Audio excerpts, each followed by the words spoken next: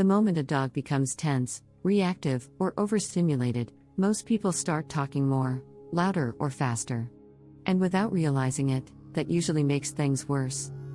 Dogs don't respond to words the way humans do. They respond to tone, rhythm, and emotional consistency first. So when a dog hears certain phrases, it's not the vocabulary that matters. It's the structure and delivery behind it.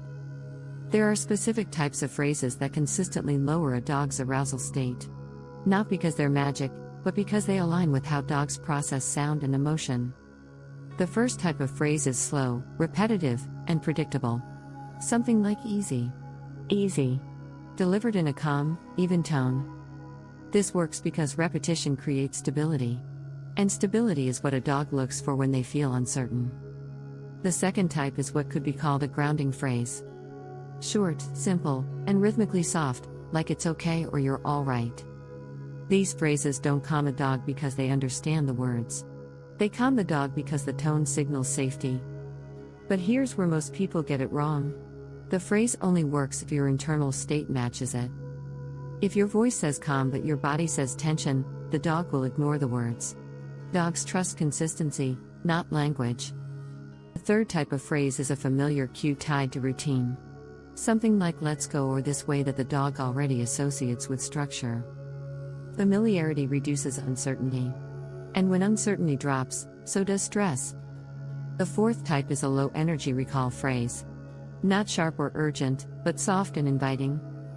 Something like come here spoken slowly instead of sharply. This changes the dog's interpretation from command to connection. High-energy commands increase arousal.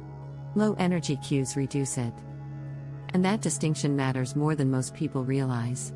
Because tone directly influences a dog's nervous system.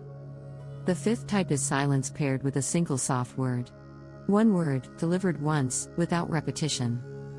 Something like settle or down, followed by stillness. The absence of noise becomes part of the signal. This works because dogs are highly sensitive to contrast. When noise drops, attention increases. And when attention increases, regulation becomes possible. That's when the dog begins to calm themselves. But none of these phrases work in isolation.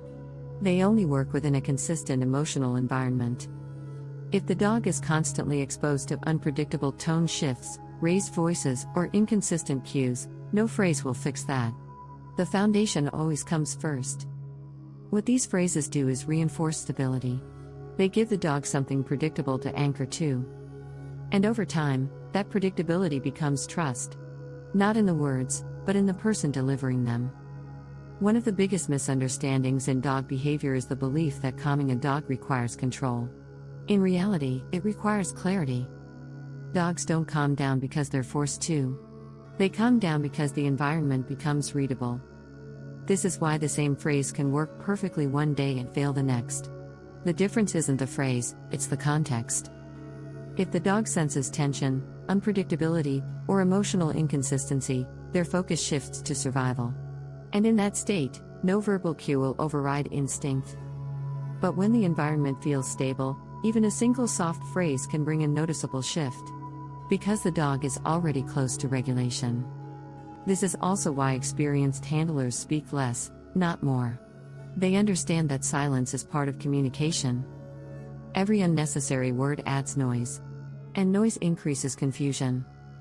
So instead of trying to talk a dog down, the goal is to reduce everything to the simplest possible signal. One phrase, one tone, one intention. And then letting the dog process it. There's also a timing element that most people overlook. The phrase has to come before the peak, not after. Once a dog is fully reactive, their ability to process sound changes. At that point, tone matters less than distance and environment. But just before that peak, there's a window. A brief moment where the dog is still deciding how to respond. That's where these phrases are most effective. Not as correction, but as redirection. And over time, if used consistently, they begin to shape the dog's default response. Instead of escalating, they pause. That pause is everything. Because it creates space for control, clarity, and calm. And that's ultimately what these phrases are doing. Not controlling the dog, but giving them a way to regulate themselves.